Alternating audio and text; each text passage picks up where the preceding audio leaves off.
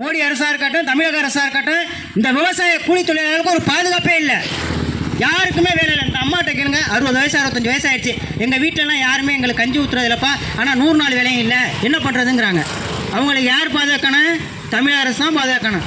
மோடி கைவிட்டார், தமிழக அரசாவது பாதுகாக்கணும்ல. ஒரு ஓஏபி எழுத போனால் அந்த ஓஏபி எழுத மாட்டாங்க. கேட்டால் அவங்க வீட்டில் ஆம்பளை பிள்ளைங்கிறாங்க. எந்த ஆம்பளை பிள்ளை சோறு ஊற்றுது உங்களுக்கு? ஒரு ஓஏபி எழுத முடியலைங்க இந்த 5 வருஷத்தில். யாருக்குமே அந்த விஓ சார் கையெழுத்தே போட மாட்டுறாரு. ஏன்னா அவங்க வீட்டில் அவங்களுக்கு பணம் வருதுன்னு. யாருக்குமே பணம் வரல. ஆம்பளை பிள்ளை இருக்குது. ஆம்பளை பிள்ளை இருந்தால் என்ன, கொஞ்சம் கஞ்சி ஊற்றிடுவாங்களா?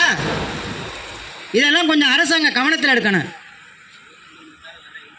என் விவோவுக்கு என்ன வேலை? ஏன் அவன் நல்லா விசாரிக்கட்டேன். அவங்க வீட்டில் அந்த அம்மா தனியாக இருக்காளா, இல்லை அங்கே அவங்க பிள்ளைகளோட இருக்காலும் நல்லா பார்க்கட்டும். வீட்டில் போய் பார்க்கணும். வீட்டில் உட்கார்ந்து இருக்கிற நேராக ஆஃபீஸ்க்கு வர வேண்டியது. எத்தனை மணிக்கு ஆஃபீஸ்க்கு வருவாங்கன்னா 11 மணிக்கு வருவாங்க, இல்லைன்னா 1 மணிக்கு வருவாங்க, அப்புறம் போயிடுவாங்க. எந்த ஆஃபீஸில் கரெக்டாக 10 மணிக்கு 9 மணிக்கு ஆள் வந்திருக்காங்களா வேலைக்கு? யாருமே வரமாட்டாங்க. யாருக்காக அரசு? மக்களுக்காக தான் அரசு. மக்களுக்கு நியமிக்கப்பட்டது தான் அரசு. அப்போ நாங்கள் யாரை கேட்கணும்? மக்களை தான் கேட்கணும். தொடர்ச்சியாக